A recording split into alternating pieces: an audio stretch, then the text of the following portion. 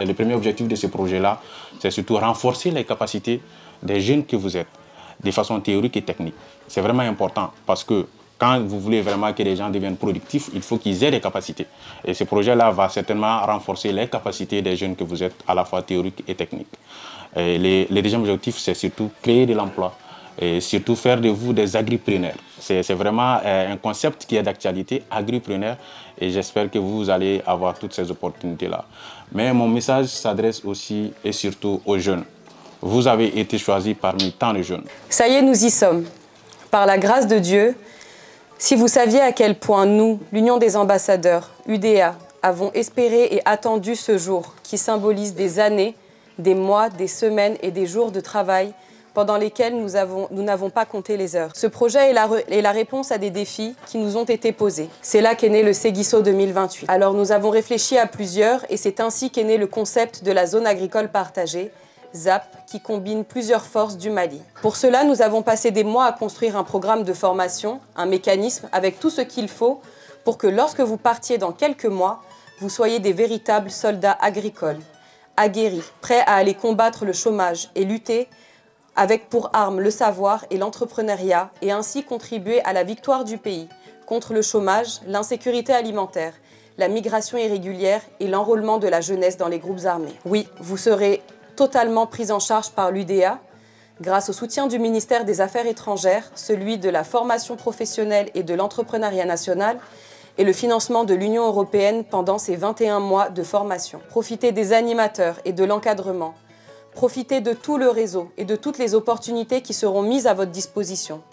Posez des questions, soyez curieux, osez essayer, osez échouer, mais ne doutez jamais de votre capacité à réussir malgré la difficulté. Je suis émue de voir ce bébé grandir et accueillir aujourd'hui ces 200 premiers héritiers qui sont les apprenants et toute l'équipe constituée autour tant au niveau de l'encadrement qu'au niveau de l'administration. Vous êtes ici pour vous, vos familles, vos communautés et votre patrie.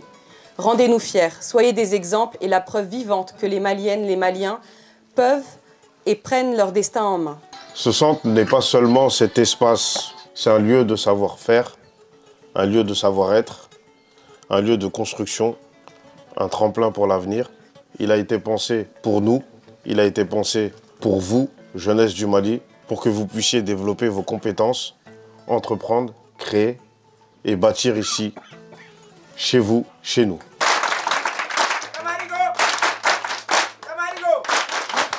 Ces jeunes, comme vous les voyez ici, j'attends énormément de choses, surtout d'être à l'écoute, de bien assimiler les cours qu'ils auront avec nos différents formateurs et vraiment de respecter les règles, le règlement intérieur au niveau du centre. Le projet de formation que propose UDA à travers la ZAP va dans la même direction que ce que Éléphant Vert recherche.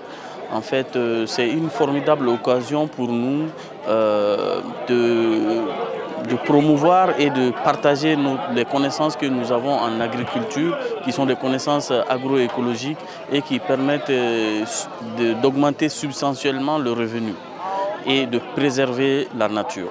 J'ai entendu parler du projet ZAP, la zone agricole partagée, et je me suis sentie intéressée parce que c'est un projet vraiment très bénéfique.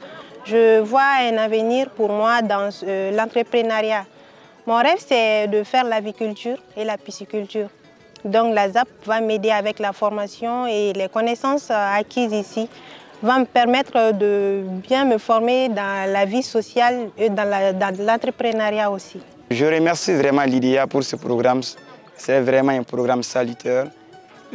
Surtout des jeunes Maliens qui ont eu une initiative vraiment très importante de faire, comment dirais-je, de l'entrepreneuriat leur objectif, de pousser les jeunes vers l'entrepreneuriat et aussi de mettre un coup de frein à l'immigration. Vraiment, ça ne peut être que salutaire et je les remercie tout au fond du cœur vraiment.